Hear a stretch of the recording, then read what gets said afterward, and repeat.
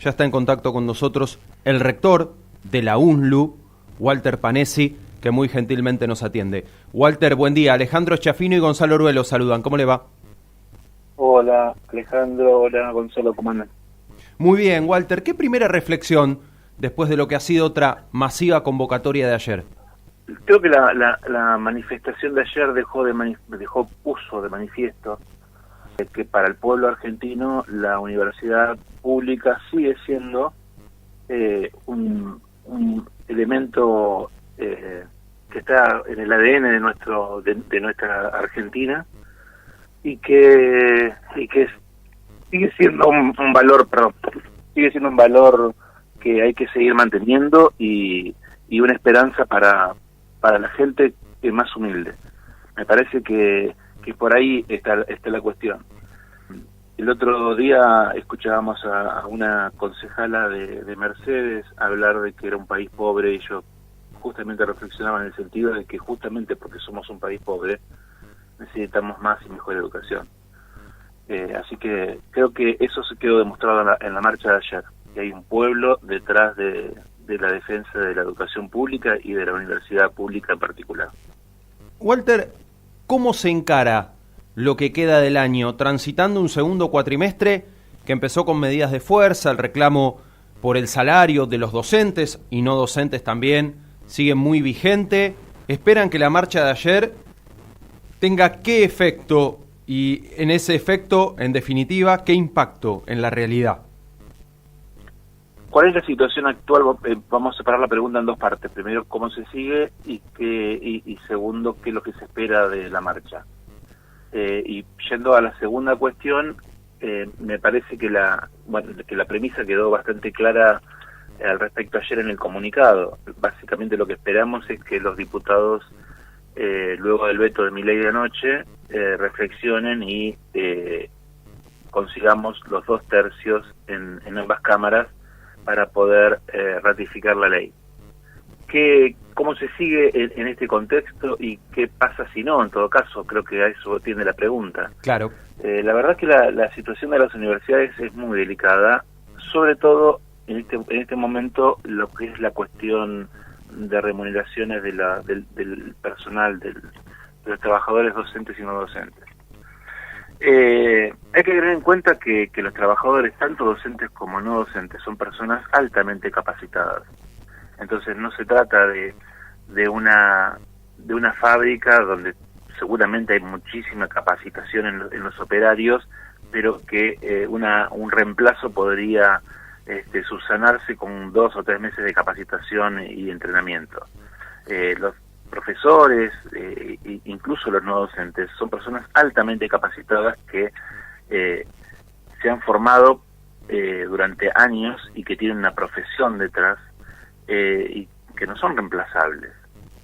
Dar clases, pararse delante de un curso de 100 estudiantes y tratar de transmitir un conocimiento para que el estudiante se forme no es una tarea sencilla.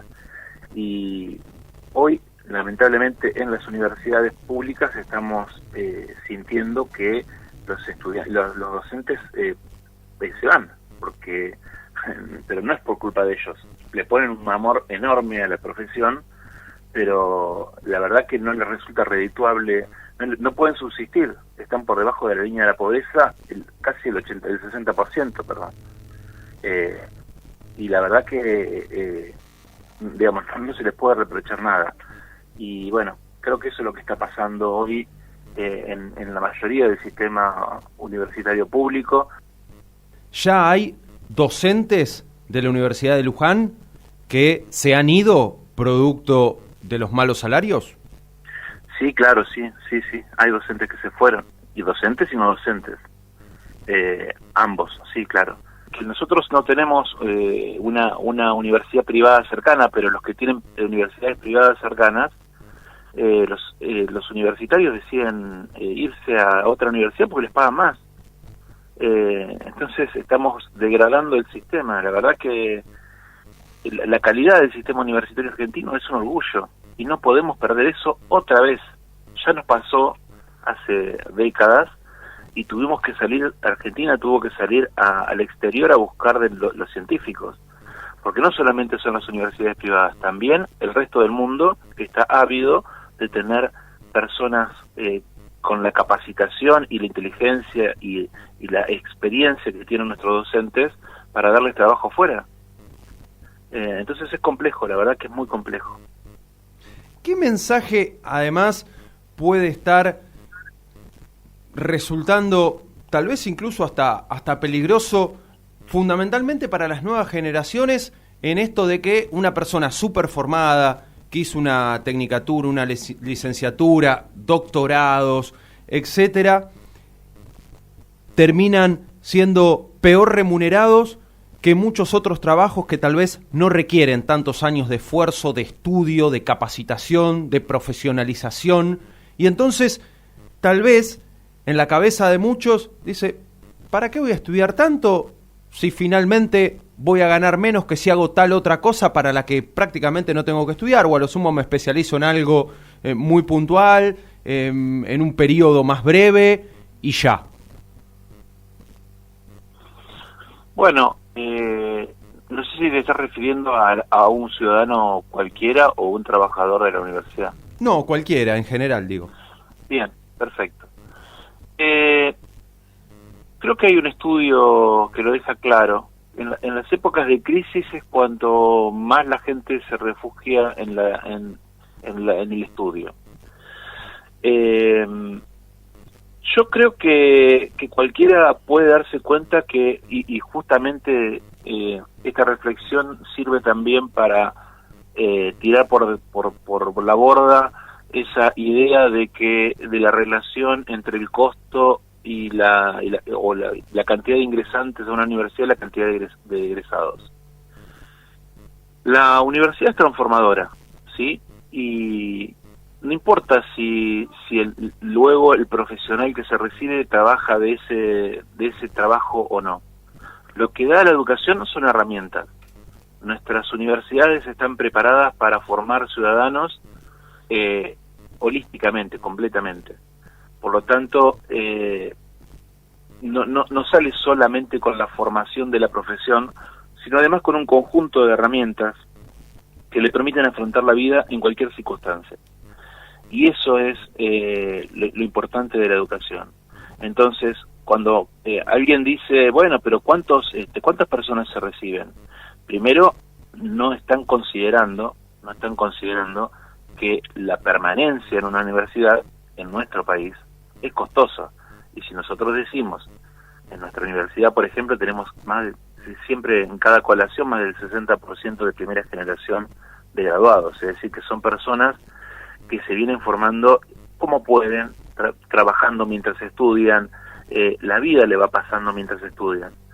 Por eso, justamente, le cuesta tanto recibirse. Y muchos no terminan de lograrlo. Pero, a pesar de eso, una persona que fue y hizo 1 año, 2 años en una universidad, será transformada. Y eso es también la importancia de la universidad. Que la universidad te forma año tras año. Entonces, que estadísticamente la cantidad de graduados sea poca, no dice que la cantidad de profesionales, la cantidad de personas capacitadas es cada vez mayor. Y eso me parece que hay que ponerlo en valor. ¿A dónde cree que apuntan cuando señalan que se gradúan pocos o cuál es el costo finalmente por estudiante a la hora de hacer el cálculo de todo el sostenimiento del sistema? ¿A qué se apunta? Porque uno no llega a comprender, tal vez por las limitaciones propias, pero cuánto puede variar que un aula tenga 30 o tenga 40 alumnos. En cuanto a la cuenta, claro, se estaría invirtiendo menos por alumno, supuestamente según las formas de razonamiento del gobierno y de quienes tienen esas miradas, pero no encuentro dónde está el kit de la cuestión ahí, más que generar cierto desprestigio o bajarle el precio o decir nos salen caros cada uno de los estudiantes o cada uno de los graduados, pero no llego a entender qué hay detrás. Para usted, ¿qué hay? Primero, creo que hay dos cuestiones ahí. En principio creo que hay una desinformación importante. Esto que dijo el secretario de Rondel el otro día respecto del 38% de los estudiantes que no se saben si empezaron o no sabe o nunca miró la información que las universidades le suministramos al sistema, porque no es el 38% de estudiantes desconocidos. Le mandamos la lista completa con DNI de cada estudiante, con lo cual no sé qué información le faltaría para identificar a una persona. Si vamos a los números y cuando empezamos a hablar de presupuesto y demás, es como mirar todo desde una Excel. Es mirar el Excel y bueno, ver si como en el Excel me dice que estoy gastando mucha plata, hay que recortar, que hay que destruir y listo. La verdad que no varía en demasía primero, las universidades no recibimos presupuesto por la cantidad de estudiantes. Claro. Eso es una mentira, o una mentira o desconocimiento, no voy a decir que está mintiendo. Para mí no lo sabe. Y en segundo lugar, no varía demasiado un curso de 30 a 40 estudiantes. Por eso es que también cuando se pone en tela de juicio y dice, no, pero bueno, en los extranjeros, ¿por qué tenemos que pagarle a un extranjero? ¿Y por qué tenemos que pagarle a un extranjero si no cuesta nada? Si tener 2 extranjeros dentro de un aula de 100 estudiantes, da igual. Digamos, son 2 personas más. Digamos, no gasta más el país por eso. Y mientras ese extranjero vive en Argentina, trabaja en Argentina y gasta en la Argentina. Me parece que esa cuenta no se está haciendo. Me parece que está generando un conjunto de prejuicios en la sociedad y que me parece que lo que terminan tratando de buscar siempre es bajarle la imagen que la sociedad tiene de las universidades, que hoy está por encima del 80%. Y creo que atentan contra eso, tratar de bajar el prestigio de las universidades nacionales. ¿Y qué opinión le merece, por último, Walter, el planteo del gobierno? Se lo escuchó al vocero presidencial Adorni decir, bueno, aprobaron una ley sin decirnos cómo financiarla, cuando no sería una mala opción que los legisladores que han levantado la mano en favor de la ley de financiamiento universitario propongan de dónde debiera salir el dinero, pero el que ejecuta precisamente es el Ejecutivo, es el Estado Nacional, que después debe arbitrar los medios necesarios para que una ley se cumpla, como en este caso la ley de financiamiento, que garantiza el 0,14%, cuando uno ve que, por ejemplo, se han bajado impuestos a los sectores más pudientes. ¿Qué reflexión le merece todo eso?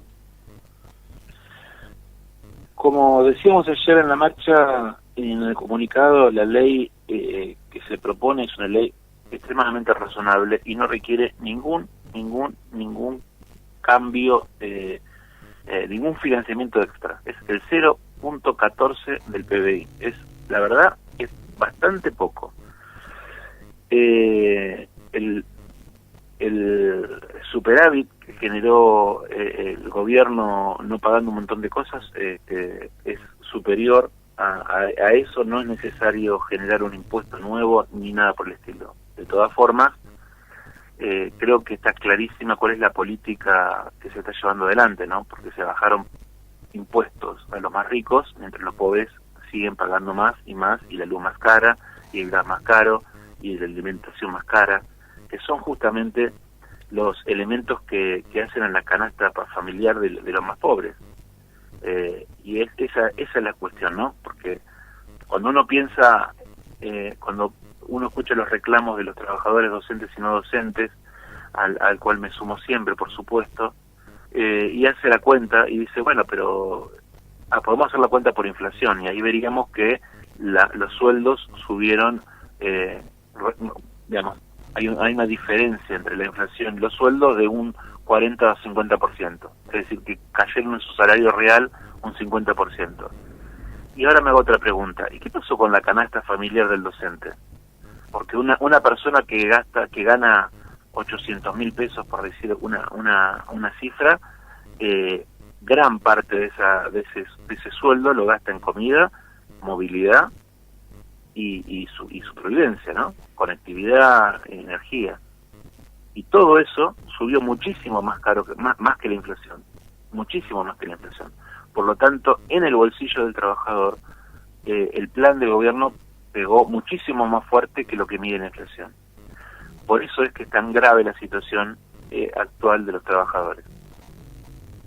Y en última instancia, Walter, ¿usted cree que el gobierno apunta a que en definitiva, bueno, el que quiera estudiar pague y punto y se termine la gratuidad universitaria? ¿Ese entiende que puede ser el fin último de este gobierno y de este tipo de políticas?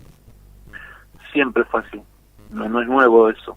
Ya pasó en los 90, ya se intentó, quieren ir justamente contra la gratuidad y por eso justamente ponen ese mensaje de que el 60% de los estudiantes de la UBA, sus padres tienen ya formación de grado, ¿no? Indicando justamente que esas personas podrían pagar la UBA, lo cual es un mensaje interesante pensarlo al revés, ¿no? El 40% son primera generación. Pero nada, es lo que vos decís. Yo creo que lo que están intentando es que, bueno, pero el que puede, ¿por qué no tiene que pagar? No tiene que pagar porque para la Argentina la universidad es gratuita. Y ese es el concepto fundamental que hay que sostener. La universidad para el pueblo argentino es gratis. Me parece que tenemos que tener esa